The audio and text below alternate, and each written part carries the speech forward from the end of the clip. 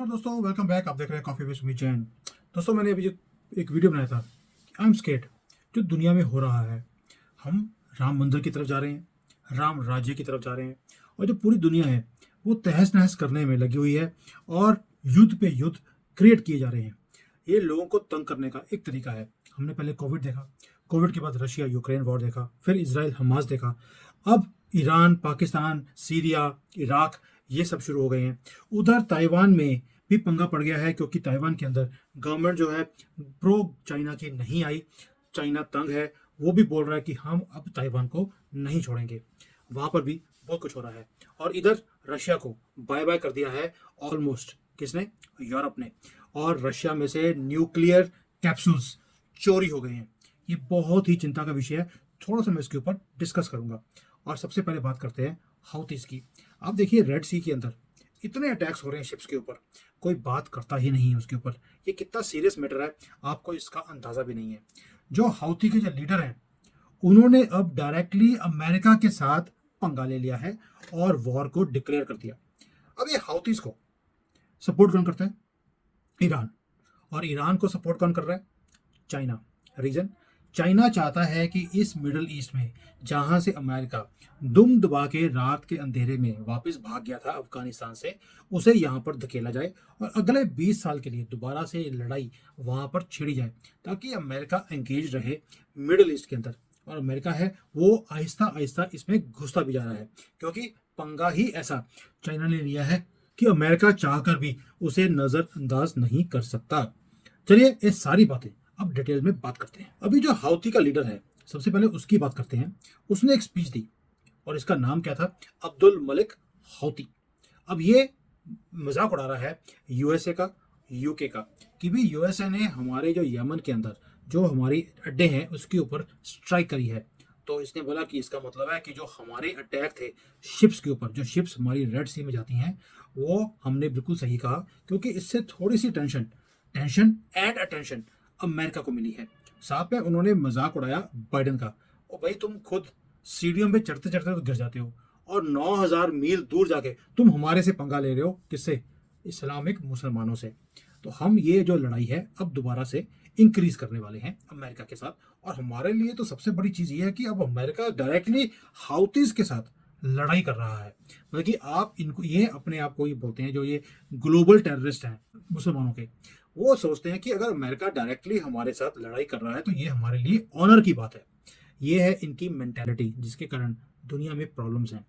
और ये हुआ क्यों?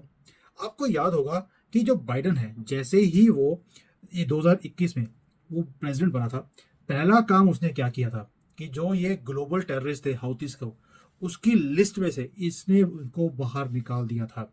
क्या सोच के बाहर निकाला था बाइडेन ने? क्या वो चाहता था कि ये, क्या उनको पता नहीं था कि ये इतने खतरनाक टेररिस्ट हैं जो दुनिया में तहस नहस करने की प्रण लेकर आए हैं? और उन्हें टेररिस्ट की लिस्ट में से ही बाहर निकाल दिया, इन्हें गुड टेररिस्ट का टैग दे दिया। ये है बाइडेन की असलियत। और अब दोबारा से चुपके से 2023 के एंड में उन्हें स्पेशली डेजिग्नेटेड ग्लोबल लिस्ट के अंदर दोबारा डाल दिया है। भाई, पहले तुमने क्यों निकाला था? तुम्हें पता नहीं था ये क्या कैसे लोग हैं? किसकी सपोर्ट है?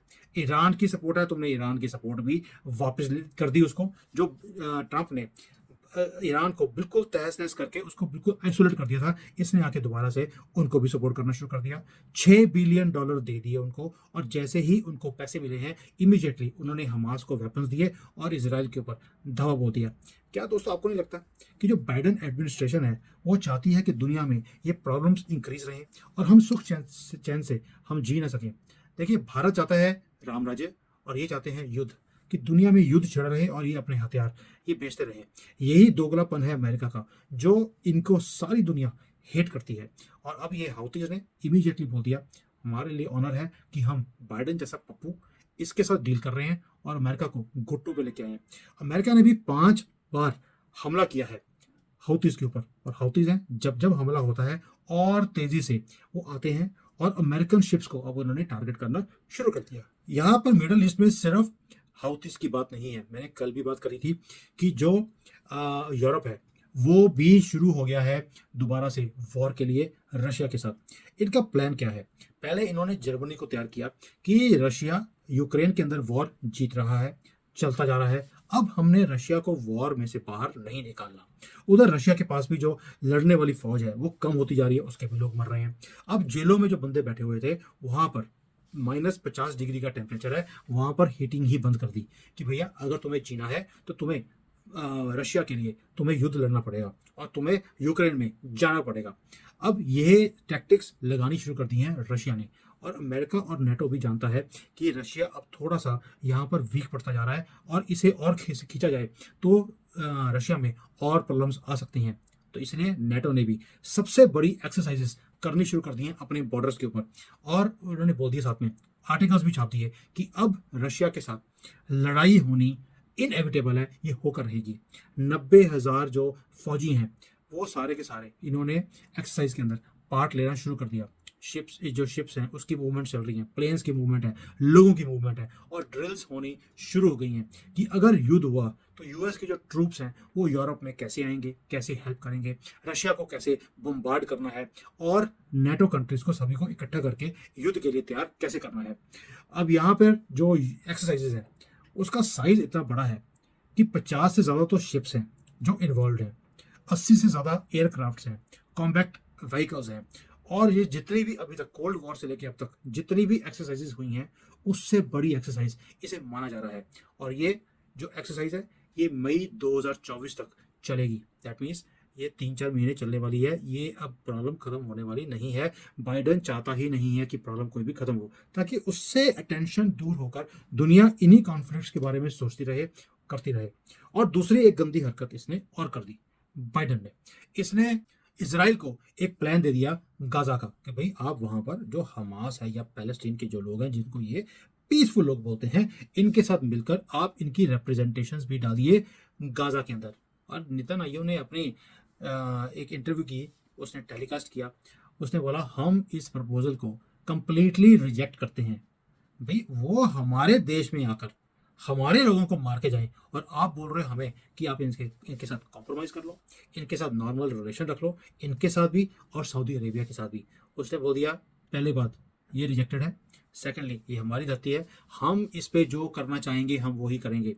इसके अंदर पैलेस्टीन के लोग या हमास के जो लोग हैं इनका इंटरफेरेंस अब हम बर्दाश्त नहीं करेंगे। इसे हम बिल्कुल भी इंडिपेंडेंट स्टेट तो बना ही नहीं सकते। इसलिए अपनी सजेशन अपने पास रखो और थोड़ा सा चलना सीखो। ये मैं बोल रहा हूँ, नेतन्याहू ने नहीं बोला है, लेकिन मुझे लगता है कि नेतन्याहू को बोलना चाहिए था बाइडेन को, बेटा तुझे 2 लोग तो उठा के लेके जाते हैं खड़ा करने के लिए, फिर तू चलता है बड़ी मुश्किल से और चलते चलते गिर भी जाता है, और अब बस 2 लोग जो तू उठाते हैं, तेरा 2 लोगों से 4 लोगों तक उठा के लेके जाने का कार्यक्रम बहुत जल्दी ही आने वाला है।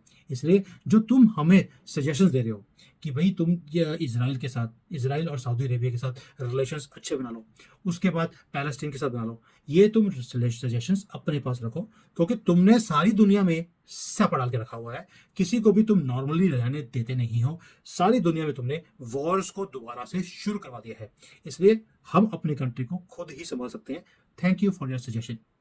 दोस्तों जैसे ही यहाँ पर अमेरिका को देखा है कि एंगेज्ड है, और नॉर्थ कोरिया जो है वो भी चुप रहकर बैठने वाला नहीं था। हमारे किम जोंग उन उन्होंने भी एक अंडर वाटर न्यूक्लियर मिसाइल को टेस्ट कर दिया, और उन्होंने मैसेज भेज दिया अमेरिका को कि बेटा तुम पहले जो है, नेतन्याहू ने बिल्कुल सही बोला है, चलना सीख लो। तुम्हें चलना आता नहीं है, इसलिए हम तुम्हारे नीचे से पिछवाड़े में तुम्हारे अंदर ऐसा बॉम्ब फेरेंगे कि तुम्हें याद रहेगा। हुआ क्या, यूएसए, साउथ कोरिया और जापान तीनों की ड्रिल चल रही थी, वहां पर युद्ध की तैयारी की। अब ये बार बार ये काम यूएसए क्यों करता है, ताकि नॉर्थ कोरिया कोई छोटी सी गलती करे और वहां पर युद्ध छिड़ जाए। और नॉर्थ कोरिया के साथ युद्ध क्यों करना चाहता है अमेरिका, सिर्फ इसलिए कि वो भी बॉर्डर है चाइना के साथ मिलता हुआ, ताकि यहाँ पे कुछ डिस्ट्रक्शन करेंगे, गलती से एक आधी मिसाइल चाइना की तरफ भी ठोक देंगे और वहां पर भी एस्केलेट चीजें होनी शुरू हो जाए। और हथियार जो है अमेरिका वो साउथ कोरिया और जापान को लगातार पिछले कई दशकों से बेचता आ रहा है। इसे सिर्फ अपनी दुकान चलानी है अमेरिका को, और कुछ भी नहीं है। और इसलिए जो किम जोंग उंग है उसने बोला भी तुम मेरा बात पे मेरे बॉर्डर के ऊपर आके मुझे आंखें दिखाते हो, एग्रेशन दिखाते हो और मेरी हॉस्टिलिटी बढ़ाते जा रहे हो साउथ कोरिया के साथ। चलिए अगर आप मेरे इतने बड़े दुश्मन हैं तो मैं भी आपको एक गिफ्ट दे देता हूँ। तो इन्होंने भी अपनी एक मिसाइल जो न्यूक्लियर मिसाइल है, एक तरह से सबमरीन की तरह जाती है, अंडर वाटर है, वो टेस्ट कर ली। और अमेरिका को मैसेज दे दिया, बेटा तेरी इतनी शिप्स तो यहाँ पे एक्सरसाइज कर रहा है, हमारा जिस दिन मन करेगा तुम्हें पता भी लगेगा नहीं और तेरी सारी की सारी शिप्स हम बर्बाद कर देंगे। तो उधर नेतन्याहू ने अमेरिका को आंखें दिखा दी, इधर किम जोंग उन जो है उसने भी इनको थोड़ा सा आईना दिखाने की कोशिश करी है। अब दोस्तों आखिरी बात करते हैं रशिया से, कि रशिया ने एक न्यूज़ दी अभी अभी कि उसका एक कैप्सूल, न्यूक्लियर कैप्सूल जो रेडियो एक्टिव मटेरियल का है, वो चोरी हो गया है।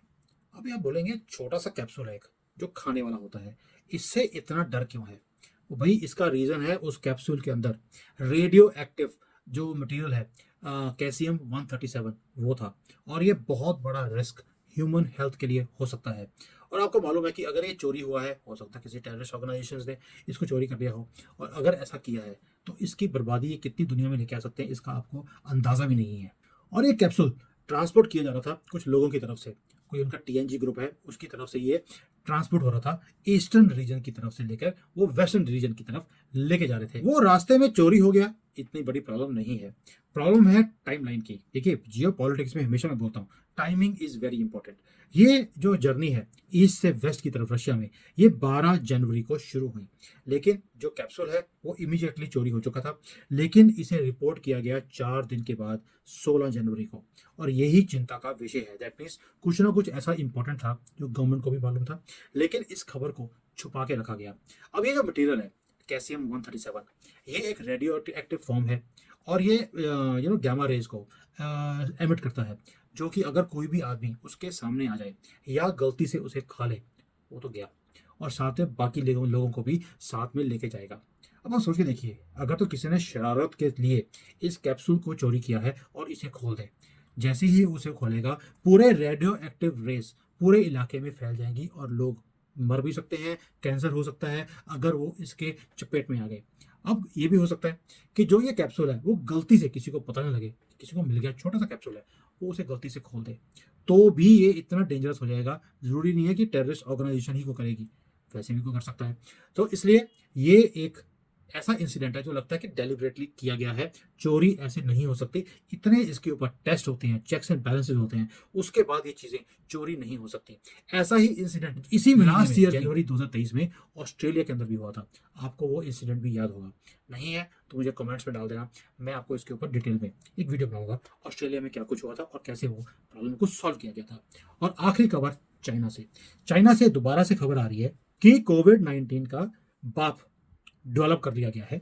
ये कंफर्म न्यूज नहीं है, चाइना की तरफ से दुनिया की मीडिया इसे कवर कर रही है कि एक नया वेरिएंट टेस्ट किया गया है बंदरों के ऊपर और चूहों के ऊपर, और 8 दिन के बीच 100% चूहे मर गए जिनको एक्सपोज किया गया था इस नए कोविड के ऊपर।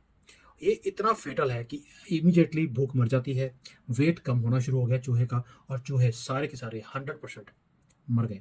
दैट मीन्स ये बायोलॉजिकल वॉर जो अब शुरू हो गया है, इससे क्या होगा कि अब ये टारगेट करेंगे डिफरेंट कंट्रीज को, वहां पर इस वायरस को भेजा जाएगा जिसको भी नीचे करना है, और वहां की पूरी पॉपुलेशन को ही खत्म कर दिया जाएगा।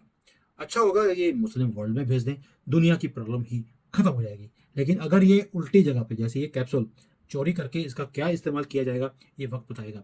ऐसे ही जो कोविड नया आया है जो डेवलप किया गया है स्पेसिफिकली कि लास्ट टाइम सिर्फ 1 या 2% लोग ही मरे थे, इस बार जो 1% लोग मरे थे इस बार वो 100% हमने मारने हैं।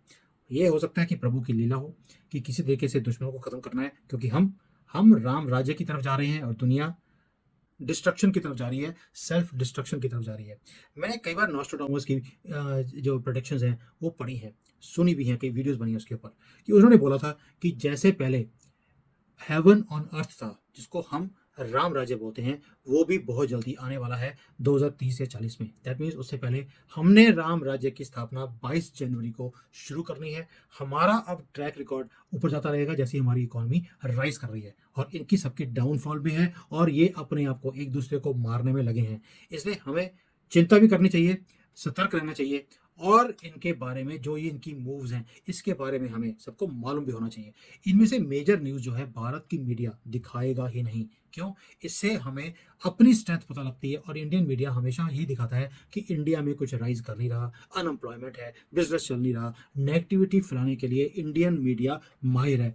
कभी आपने सोचा है कि इंडियन मीडिया कभी भी भारत की तारीफ नहीं करता, हमेशा ही भारत को नीचे दिखाने के लगा रहता है। रीज़न ये है, ये सारे लिब्रांडो कांग्रेस के क्रिएट करे हुए हैं और 75 सालों में इन्होंने हमें, हमारी संस्कृति, सबको नीचे ही दिखाने में इन्होंने वक्त बर्बाद कर दिया। क्यों? खून इनका मोमेंट्स का है। इसके ऊपर भी मैं एक बहुत डिटेल्ड वीडियो बना रहा हूँ, इंदिरा गांधी के ऊपर। संजय गांधी फिरोज गांधी का बेटा नहीं था। इसके ऊपर मैंने डिटेल्ड एक इन्वेस्टिगेशन करी है कि वो बेटा किसका है और ये कैसे और क्यों बाबर की कब्र के ऊपर माथा टेकने जाते हैं। लेकिन राम मंदिर के होने के बाद अब तक जितनी वीडियोस बनाई हैं मैंने, वो सारी मैंने होल्ड करके रखी हैं। होगा सारा काम अब राम मंदिर के बाद, उससे पहले कोई नेगेटिविटी की वीडियो नहीं। ये मेरी आखिरी वीडियो होगी जिसके ऊपर मैं आपको समझा रहा हूँ कि दुनिया में क्या हो रहा है और हम राम राज्य की तरफ कैसे अग्रसर हैं। थैंक यू दोस्तों। जय हिंद, वंदे मातरम, जय श्री राम। Hi there.